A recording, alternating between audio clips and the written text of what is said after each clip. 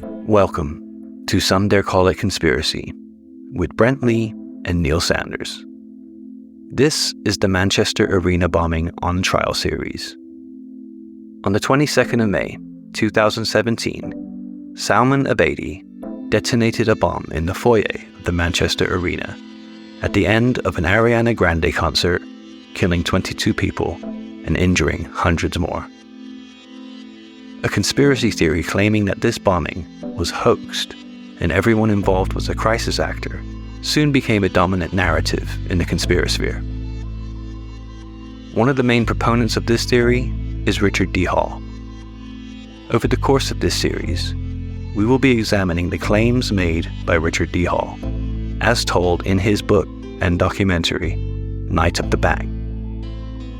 Please be aware, this series will be examining a deadly bombing, and we will be discussing details of death and injury.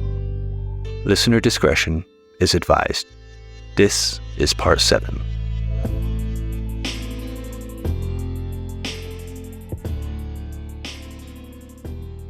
Right, so you remember Martin Hibbert? Martin Hibbert, the gentleman that was, he's in a wheelchair. Richard shows the picture of his, if you remember, he shows he says that he's probably got a herniated disc and he shows the scar on his spine. Yep. The problem with that, I mean, we've already talked about, so what, he got injured, kept it quiet from everybody, and then sort of like, how would that be possible? The other thing is the scar isn't in the place where you would have a scar from a herniated disc operation. Okay. A herniated disc operation, the scar would be directly over the spine. This is off to the side, which is miraculously exactly where the bolts were shown on the x-ray. Now you can remember that he said that the black mark around the edge of the bolts shows that that it's photoshopped. But a radiologist used to live next door to my mum, so I chatted to him. I said, "What does this show?" And you remember he compared it to a ring that somebody had swallowed, and he says there's no blackness around the ring. The reason that there's black around the bolts is because there's air around the bolts. And what does the air show? That they've punctured the flesh. There's no air around the ring because it's swallowed and it's in the stomach. So what Richard actually thinks is showing that this is photoshopped is actually showing that it's real. If I can give you a bit of a heads up, a way to find this out is r/radiology on Reddit, which is a subreddit that I am subscribed to for reasons I still don't understand. And I look at all these X-rays and CAT scans and MRIs I don't understand, and they explain them to me in terms I still don't understand, and I still somehow participate in this, and I don't know why.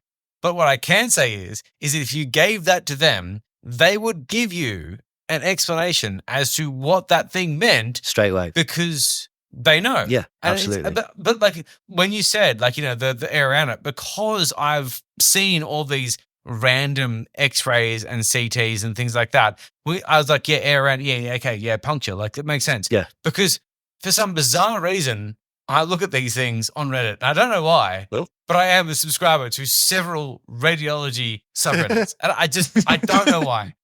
You know how both UK Critical Thinker and Richard couldn't find any pictures of Martin Hibbert not sitting or in a wheelchair? And so they assumed basically that this had happened a lot longer. You know that Richard even went to the trouble of finding out where his daughter lives and actually going to his house. You know what he didn't go to the trouble of doing? Scrolling down his Facebook page. Because if you just scroll down his Facebook page to February 2017, you'd see Martin Hibbert stood shaking hands with professional footballer Eric Cantona. So we're supposed to believe that between February and May, he lost the use of his legs and was coerced into becoming part of this plot. This is a bit confusing. When he says about the 90 miles per hour, he was told that the bullet must have hit him at 90 miles per hour. Now, I don't know whether that's true or not. I know that shrapnel could actually go up to 3,000 miles per hour. So I suspect there's been some sort of breakdown in communication there. But again, it's not indicative of anybody lying, is it? And then when Richard can't figure out why he would want to keep Eve out of the public eye, you do see the crushing irony of that. Probably to stop 50-year-old men in vans turning up outside her house, fucking filming her from across the street. Exactly. And this is the thing, the blindness of Richard not understanding that he probably wants to keep his daughter out of the public eye so that creepy blokes in vans don't turn up and try and film her against her will. And then he does that himself. But again, he's too close to it. Now, when Genevieve Lewis basically scoffs and says, this is ridiculous, why are they writing a paper on Eve, who's got brain damage from a bolt going through her brain? Don't we already know how the brain works? It's like, can you believe? No. Eve Hibbert was the first person ever to survive an injury like that, ever. A bolt went straight through her from one temple to another temple. Now, she's making actually a miraculous recovery. Recently, a photo of her did come out. And according to Martin, I think she's going to have problems for the rest of her life, but she's doing much, much better than people. But she's surviving okay, which is fucking great. Well, she's surviving, yeah. So which is better than a lot of people expected. So that's just ridiculous. When she's saying things like, well, when he's describing the event, he does talk quite slowly and quite considered. It's like he's remembering the incident where his daughter was brain damaged and he was paralyzed.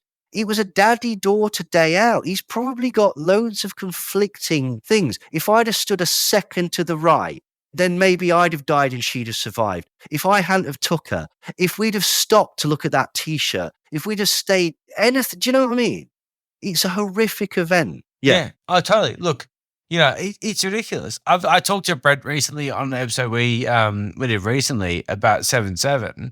Where I was almost in there. And the idea of being sort of almost in there, I wasn't even like close to it. But at the same time, you have these things of being like near death. And the idea of being near with a loved one is insane. Yeah. I wasn't even near that. People don't get what it is like to be near trauma. Yeah. They just don't get it. And they just like love to talk about it. This is a normal reaction to traumatic experiences. Like, as you say, like people react in different ways because it's not something that you're used to.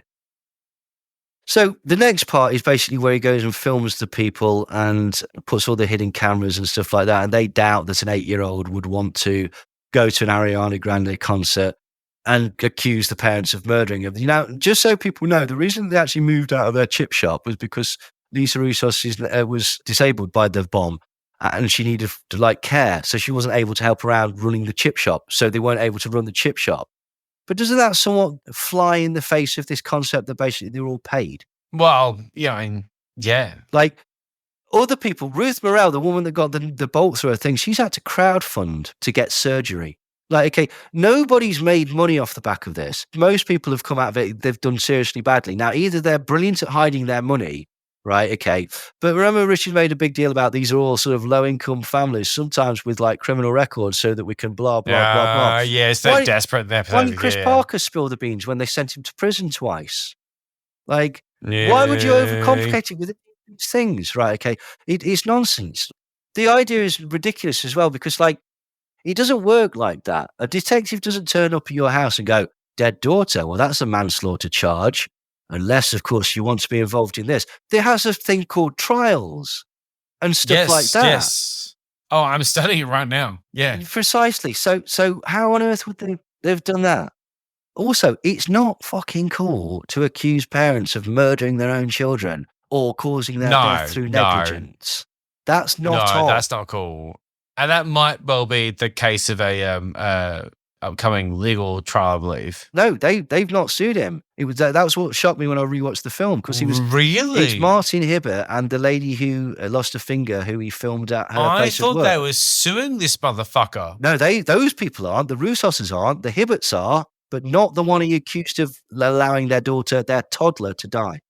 The only other thing is that basically Lisa Roussos and her husband did say on several things that she was in a coma for 6 weeks. And she wasn't in a coma for 6 weeks. She was in a coma for 2.5 weeks. Okay. So what? I'm really not fussed by that. That to me does not indicate, oh, right, well, everything's a fraud then, isn't it? It's all bollocks. Like, again, you're talking about an incident where their young daughter died. She was in a coma and their eldest daughter lost a finger. Right. Okay. This is probably something you'd be forgiven for getting things mixed up in your head, basically. Right. So let's have a look at his explanation of all the people that supposedly died or that he thinks supposedly died. Right. Okay. Now, Philip Tron and Courtney Boyle. Right. Now, Courtney Boyle, she's 19. He thinks that she's abroad doing criminal psychology in the USA. And he says there's no evidence to back this up at all. Nothing. He's not, it's pure speculation. Now, he says that Philip Tron has no ties, which is absolutely true, apart from both parents, his twin sister, his daughter Olivia, 3 other siblings, and a partner. So apart from those people and all his friends and work colleagues and stuff like that. Yeah. Now, you remember there was a bit of discrepancy about who picked him up? Well, can you believe that if you just bothered to look at it, like basically, it was misreported in lots of newspapers, but there is a definitive story. Deborah picked up Nicole from university at Leeds. Philip, Courtney, Deborah, Nicole, and June went in his brother Martin's transit van to Manchester. They spent the day shopping there, then they dropped Nicole off at 6. They went to collect her at 10:30. Whilst June and Debbie stayed in the car. Remember, she said she felt it being lifted. Courtney was 4 meters away from the bomb, as was Philip, and both of them died. CCTV footage from the event shows her lying on the floor and Robert Crew, a member of the public, checking her vital signs and noticing that she's dead and putting a white poster over her face. Paramedic Patrick Ennis confirmed she was dead. Philip is seen lying down on CCTV at 10:30. TSO worker Philip Clegg catches Philip's body on his body cam at 22:36. He appears dead, and then PC Jessica Bullock covers his face with a T-shirt, and Patrick Ennis confirms that he's dead. Now, this is going to be a running theme because this is what the inquiry did. Now, again, I agree with Richard. We did not see the images, and there is a certain degree of trust me, bro. But did you see how detailed that one was? That's a really short one. Marcin and Angela Kliss. I mean, we can see him in the John Bull footage. We can actually see his dead body there. He's wearing a red shirt, and you can see his bald head. They had 2 daughters, one who's 20 and one who's 12. We're supposed to believe that they fucked off to Poland, leaving the 12-year-old daughter under the care of a 20-year-old. Why would either of them agree to that? Like, it's just nothing, basically. And when Genevieve Lewis says, this is the one, we were evacuated. This is Alex Kliss, she said, who's 20. We were evacuated to a hotel, and one of my mum's friends picked me up from Manchester and took us home. Wrong pronoun equals lying. No, it equals that you live in Manchester. Yep. She picked us up and took us home. Also, she's talking about more than one person. So it's even the right pronoun. So it just fails on every single level. Yeah, I was going to say, is he right about anything? Is he right about anything at all at this point? No, nothing thus far. Other than the fact that there is a connection between MI5 and the Al-Baidis, and that they didn't actually show the CCTV footage at the inquiry. They showed some of it, okay, not all of it. But there's a reason for that. Yeah, and if you go over what they explain in the inquiry, it's really detailed. Marcin Kliss and Angela Kliss arrived at the arena at 6:30 p.m. They wandered around Manchester and took a selfie. CCTV shows the pair holding each other's hands just before the bomb went off, and they're seen you're dead making me sad. in the bar cottage on CCTV at 10:32 on Philip Clegg's body-worn camera. Member of the public, Sarah Burke, tried to help Angela, but she was dead, right? Sergeant John Whittaker looks over Marcin at 10:38. Patrick Ennis identifies them as deceased. 10:45, arena medic Ken O'Connor covers Angelica's face with a T-shirt taken from the merchandise stand. And at the same time, CCTV shows PC Bullock near the bodies. At 10:50, PC Stephen Cook leans over Marcin's body and covers his face with a poster. Right? The level of detail. Just so real. Isn't it? Yeah. Right, so I'm not going to do that for all of these because it's more of the same. It's exhausting and it's tiring and it's sad. So much that this is such an it really is one of those things. As an Australian who just sort of saw this as a news story, I've found the last couple hours a real wake-up call to just an absolute tragedy, to the loss of life that really sort of flew past me, and it just fucking sucks. And the fact that these motherfuckers are trying to exploit it is awful. But man, I'm pouring it out. I'm pouring it out for these guys, man. They are, man, this is bullshit. It's horrible. Liam Curry, now I pointed this out when I said it. Liam Curry and Chloe Rutherford, apparently they've got absolutely no ties, but then later their large extended families both took a holiday together in Australia. You can see the immediate contradiction. These people who've got no Yeah. ties except for their parents and cousins and brothers and sisters. And it's like, again, it just doesn't hang together. Right. Paul Price and Irene McIver, he says that he felt that their relationship was fake because basically the photograph wasn't real. He says it was photoshopped. You know, if you'd have just Googled it or gone on their Facebook page, I found 6 others of them together. Right. It wasn't difficult. So the idea that this was a fake relationship is just absolutely nonsense. Paul's children, Miles and Gabrielle, I've watched an interview with them. They were devastated by the loss of this woman who they considered a mother. She'd been like her guardian for 13 years. That's why she was there, I'm sure. Well, yeah, precisely. Again, there's a long and detailed explanation of what happened, what was caught on CCTV. Again, I haven't actually seen this CCTV footage, but there are so many people involved and so many timestamps. I realize, okay, that it would be grim to just go through all of this. So does that seem fair if I just basically say, just trust me on this one, right? Okay. They're seen on CCTV at least 9 times by various different people. So, and not just on one camera, on various different cameras. Absolutely. And the rest of this, you can go and look at yourself. You don't have to listen to us at all. You can go and look at the inquest yourself. Yeah, if you go to the inquiry and then go to the actual court document for every single person that died, there is a massively detailed list, minute by minute, of where they were, who they interacted with, what happened, what injuries they sustained. You can find their autopsies, or not their autopsies, but you can find the results of their autopsies. There is more evidence to suggest that it happened than suggest that it didn't happen. Is Richard right? Do they prevent you from seeing this? Yes, they do. But it is so detailed and there are so many people involved that it just doesn't make any sense otherwise. Right, okay, again, Alison Howe and Lisa Lees, he thinks that they've run off to Florida because they've got a picture of Dolphin Cove on their Facebook. Brent pointed this out. That's like having a picture of fucking Disneyland on your Facebook. Do you know how many people have been to Dolphin Cove? That is in no way indicative that these people didn't die. Because it's an attraction at SeaWorld. Yeah, it's the dolphin. You swim with dolphins there. Like thousands and thousands. I think this was like 10,000 people go there every month. Yeah. So Alison, who's got no ties, left behind her husband Stephen, her daughters Sasha and Darcy, and also her stepsons Lewis, Jack, Jordan and Harris. She's got no ties, remember. Lisa, who's got no ties, left behind her husband Anthony, her daughters India and Lauren, her grandson Jaden, and at the time, Lauren was pregnant with Dylan Jack, who was going to be her second grandson. And again, there's a very, very, very detailed and long explanation of all the people that were, all the times they were caught on CCTV and all the people that interacted with them before they were pronounced dead. Again, it's ridiculous. Michelle Kiss, who was the person that died with Ruth Morel, who Genevieve Lewis claims that they weren't friends at all, she's apparently got no ties, other than her husband and 3 kids and a sister that she describes as her best friend in the entire world. Fucking hell, man. Isn't it stupid at this point? Like, it's so hard to get past that. Isn't it? Because it doesn't even hold water. If she'd lived alone and got no friends, he'd say, all right, maybe. But he's not even fulfilling his own criteria. Wendy Fall, age 50, apparently she's sodded off somewhere. He doesn't know exactly where she is, but he's put her down again. Oh, good. He's put her down again as a no ties. Yeah. She's got a 15-year-old daughter and a son in his early 20s. No ties. Yeah. In fact, it was the daughter that went to the concert with her. She went there to pick up her daughter, who was 15 at the time.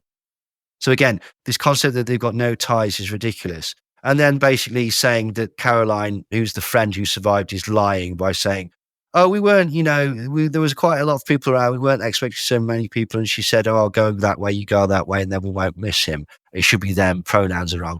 Again, I don't hold any weight to that at all. She was seen on CCTV, on body-worn camera, and various other cameras over 11 times. About 14 different people interacted with her while she was dying. And if people want to look at that minutiae, I'll show you the link. Safi Roussos, who's the little girl that was 8, they think that she died at home, and there's absolutely no evidence to support this. It's just pure speculation. And also, they ran out of money due to caring for Lisa, which is why they left their chip shop. Again, it's just pure speculation, and it's nonsense.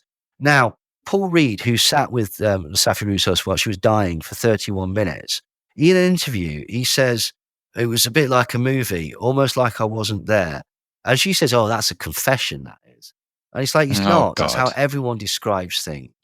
He says he changes his language from this big geezer to this man when describing putting a tourniquet on this bloke. He says, initially he says, oh, this big geezer fell down. So anyway, I got this man and tied a tourniquet on it. And she says the change of description is indicative of lying, which is just nonsense. I'm going to do this one. Safi, Lisa and Ashley arrive at Manchester Arena at 1835. CCTV shows they enter the city room at 10:30. At 10:31, Safi is on the ground next to her mum. 22:33, she tries to get up but can't.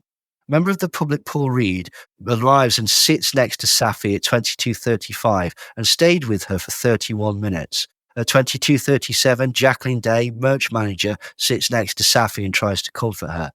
Two of the paramedics are shown standing with Safi on Philip Clegg's body-worn camera. At 22:40, UK medical staff, Marion Gibson, goes to help Safi, and they cut her leggings off and see that her legs are full of shrapnel. 22:41, second medic, Liz Woodcock, tries to help, as does third medic, Ken O'Connor. 22:44, British Transport Police Sergeant Dale Edwards looks over Safi. 22:46, Showsec staff Amy Barrett also tries to help Safi. 22:50, British Transport Police Sergeant Peter Wilcock directs off-duty nurse Bethany Crook to try and help Safi. Ambulance arrives at 23:07. DC Mark Havilord, PC Leon McLaughlin, they make a stretcher for Safi out of advertising boards and take her to hospital where she later dies.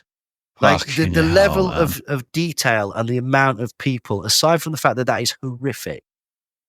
Do you know what I mean? It's like there's more evidence that suggests it was a real event, and there's no evidence that suggests that it was nonsense. Yeah. Sorrel Lukowski, who was 14 when she died. Apparently she's in New York. And it's like, again, there's just no evidence of this. There's just absolutely no evidence. And she's the one that basically, they've got friends in North Carolina. And apparently people are watching the house to see if she turns up. Again, he's lost the plot with this. He's too close to it. Jane Tweddle died going to collect her friend Jo Aaron's daughter. And if you remember, her partner was military, which is apparently suspicious. Apparently she's moved to Australia where her daughter lives because she's got no ties. I mean, other than the daughter in Australia, and her partner Mark, and both parents who are still alive. And two daughters that live in Blackpool and a brother Paul. But apart from all of those, she's got no ties. Kelly Brewster also has no ties, and she's gone to Dolphin Cove in Florida. No ties apart from both of her parents, her sister, two nieces, her partner Ian and his daughter, who she considers her own, and her brother Adam, who she was incredibly close to. No ties at all. Nell Jones, the thing that was very, very suspicious about that was she was described as saying on crutches and yet leaky arms, which is apparently impossible. It's like, it's not though, is it? You just put your arm around her arm in the crutch. Yeah, that's I've done that. Yeah, basically like, that was the thing. Like, her long hair was all burnt, and Genevieve Lewis thinks this is a lie because we use the shortest amount of words ever.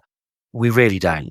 We just don't. That's just utter shite, that is, basically. Like, when she says, they gave us bandages and we wound them around her arm to keep the blood because her blood was just oozing. It should be me or I. It's not us, again, because they're northern. They're speaking in a northern accent. Yeah. Like, now, here we go. This is a bit that I saw people get angry about this in the Crust thing. When she says that memory due to experience is easy to recall in chronological order because of the experience. A subject can recite the day backwards and forwards due to the trauma of a bomb blast. A person's adrenaline would be on high alert and their senses sharpened and heightened, recalling in vivid detail everything that's happened. Going out of chronological order indicates deception. That's absolute bollocks. Right. Okay. Now, there's a degree of truth to it because traumatic memory can be extremely vivid and it can be quite accurate due to the high emotion and the cortisol hormones that go out. It can lead to what's called encoding. So sometimes it can be actually very, very true that you can remember something very, very vividly. The high quality remembering for traumatic events is not just a lab-based finding, but has been observed in real-life experience, such as among survivors of child sexual abuse and war-related atrocities. For example, researchers who studied memory accuracy in child sex abuse survivors 12 to 21 years after the event found that severity of the post-traumatic stress disorder was positively correlated with the degree of memory accuracy. Further, all persons who identified the CSA as the most traumatic event in their life displayed highly accurate memory for the event. Similarly, in a study of World War II survivors, researchers found that participants who scored higher or post-traumatic stress reactions had war memories that were more coherent, personally consequential, and more rehearsed. The researchers concluded that highly distressing events can lead to subjectively clearer memories that are highly accessible. And that's Thomas D.K. Benson, The Long-Term Impact of Emotionally Stressful Events on Memory Characterizations. And so there's a degree of truth to it. If an event elicits an emotional reaction, it's more likely to inform our memory. Things that have more emotional significance tend to get more encoded. The central details of an event get burned into their memory, and they may never forget them. That's from Jim Hopper at Harvard. Richard McNally says the stress hormones cortisol, norepinephrine that are released during a trauma event make the event vivid and more memorable, especially the central aspect of the most meaningful aspects of the experience for the victim. And there is also things called intrusive memories. So if you've got post-traumatic stress disorder, sometimes you might just have what's similar to a flashback where you vividly remember something. In a study called Vividness and Immutability, trauma memories can be startlingly clear even many years after the event. In a dissociative flashback, the client may even lose all awareness of their present surroundings. So it sounds like Genevieve Lewis is correct. Yeah, we always remember trauma. We always remember things in chronological order. Sounds like she's correct. Except she's not, is she? However, this does not always occur. Some psychologists believe in the concept of memories being repressed to avoid reliving the trauma. Perhaps one of the most controversial and well-known of the psychological effects that trauma can have on patients is repressed memories. The theory is that an event is so traumatic that the memory was not forgotten in the traditional sense, but removed from the conscious mind. Now, since Freud proposed this has been heavily argued and debated, but basically, some people say that you can create false memories. And this is also true. Memories can be created. There's a very famous study where people are told about meeting Bugs Bunny at Disneyland. And they all can't remember it. But when they come back for the following session, they go, you know what, I had to think about it. And I do remember meeting Bugs Bunny at Disneyland. Now, this is obviously a false memory because Bugs Bunny isn't associated with Disneyland. But that just shows that the power of suggestion can go a long way. So, says that she might be right, but it's not as easy as that. Like, this is complicated by the fact that it's never as simple as that. No, trauma can actually mess up your long-term memory. And so basically the brain is not a video recorder. So although you might be thinking that you're remembering it correct, memory is actually fluid. And without you knowing it, the subconscious is totally altering it. If everybody remembered every traumatic event, you'd never have discrepancies in witness statements, would you? One of the different aspects of memory, working short-term memory, one of the most commonly affected by psychological trauma is long-term memory. Missing memories, changes to memory, or intensified memories are all cases of manipulations of long-term memory. And that's Gregor, Gosselin, Blanchett, 2020, The Impact of Trauma Exposure on Explicit and Implicit Memory. The worst thing is it goes both ways, of course, which is that severe trauma can be very memorable. It also can be something that's repressed. Yeah. So you really don't know which way it's going to go. And that is the worst part of the fact that you can never really know where it's going to be. Richard McNally says almost exactly the same thing in debunking myths about trauma and memory. Regardless of how photographic our memories sometimes seem, the mind does not operate like a video recorder. We can all recall an episode from our past, but we reconstruct it from elements distributed throughout the brain. Recollection is always a reconstruction. It is never a matter of reloading a videotape for the mind's eye. Memory from trauma is not exempt from this principle. The living brain is dynamic, and even the most vivid traumatic memories are not literal, unchanging reproductions of what occurred. Although certain theorists assert that manifestations of traumatic memory are invariable and do not change over time, this is completely mistaken. No memory, traumatic or otherwise, is ever frozen and immune from the vicissitudes of time. Now, further to this as well, the emotional stress means that although some might be remembered, some things might be completely forgotten because it depends on what's important to you. Everybody's seen that he pulled a gun on me. Well, what was he wearing? Oh, I don't know. I can't remember what he was wearing. or people describing people wearing wildly different things. I saw somebody throw a brick through my neighbour's window, watched it happen, made a statement about it, and et cetera, et cetera. And then 2 days later, I went, shit, was he wearing that top or was he wearing a different top? So moving on to Eileen McLeod, who's 14. You remember he thinks that she's somewhere studying music because she liked bagpipes or whatever. And the big thing was that Richard and UK Critical Thinker, they said that she didn't have a death certificate. They couldn't find their death certificate. This is because they were looking in Scotland for the death certificate. Now, if you'd just gone to Manchester County Council, you could have found the death certificate that I'm holding in my hand right now. This is Eileen McLeod's death certificate, 22nd of May, 2017, situated with the Manchester Arena at the Victoria Exchange Complex. I just fucked up. You had to get that. Isn't it? Yep. But it's available. This is the point. Yeah. It's real. You should, but a book is published. A book is published about that. Yeah. But you have that in your hand. That is disgusting. Isn't it? So Olivia Campbell Hardy, she's the girl that basically was with the gentleman that got the thing through his cheek. Now, Richard says that basically he doesn't even think that these people were friends. Like, he's like, he thinks that it's all contrived. So I went on her Facebook page, and there's a couple of pictures of them weeks before the concert. That's it. If you remember as well, they basically thought that he was lying because he said, honestly, it's that she's that kind of person who have the best time. Honestly, they get the best impression on you. He's a teenager talking to a reporter. Like, that's what teenagers talk about. There's the other girl where she chastises her for keep saying cos. It's like, have you ever spoken to a teenager? It's ridiculous. Yeah. But needless to say, again, Olivia Campbell caught on various CCTV devices and body-worn cameras. It's very well documented how she unfortunately died. Megan Hurley. Now, basically, they remember if you said that they couldn't really find anything out about Megan Hurley, and they found it specifically really, really confusing because she's never mentioned, not once, in the Liverpool Echo, which is the local newspaper. Oh, sorry, except for the 22nd of June, where there's a tribute to her, the 28th of June, where her funeral's reported on, the 30th of June, where her funeral's reported on, the 23rd of May, where a fundraiser is started for her, the 26th of May, where it talks about her and how her friends at school miss her, the 9th of October, where another charity organisation, August 2017, where there's a profile of her, 28th of August 2018, where there's also a profile of her, and then 21st of March 2018, where there's another tribute to her. So, yeah, apart from all of those occasions... 9 times. Yeah, and that's just the ones I found with a quick Google search. Oh, yeah, no, it sounds like you were just doing your research. Yeah. And this was before the book was published. So, again, it's just ridiculous, basically. Just stunning. John Atkinson, the poor soul who basically... they said, oh, this sounds like it's made up. Apparently, he dragged himself across the room and then died of a heart attack.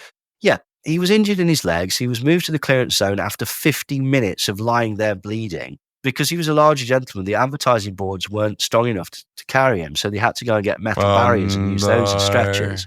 He actually had a cardiac arrest in the back of the ambulance. But then Richard speculates that his heart attack was due to his losing weight. He's like, well, hang on, I thought these people weren't dead. Is he dead or what? You're not even coherent in your own thing here. Yeah, what's the... Yeah, all right, okay. Line it up. But basically, Richard also thinks that John falls into the no ties category because he hasn't got a partner. Except he has got a partner whose name is Michael. Michael is the brother of Gemma. Gemma is the girl that he went to the concert with. Okay, he's got 3 sisters. Both his parents are alive, and he's an uncle. But apparently this bloke's got no ties, apart from his partner, his parents, his sisters, and his nephew. But apart from that, absolutely no ties. I don't like your mate. He's starting to get... I'm not... He's starting to make it more difficult to like him, isn't it?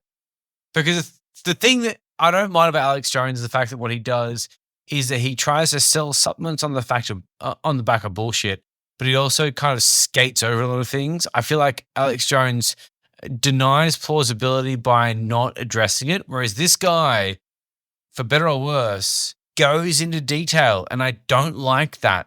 Because I like the idea that you're a moron, not that you're wrong and you're awful. You know, I don't want you to be malicious. I want you to be Yeah. stupid. But I don't think this guy's stupid. I think he's malicious. I think he comes across as malicious because he's convinced that he's right.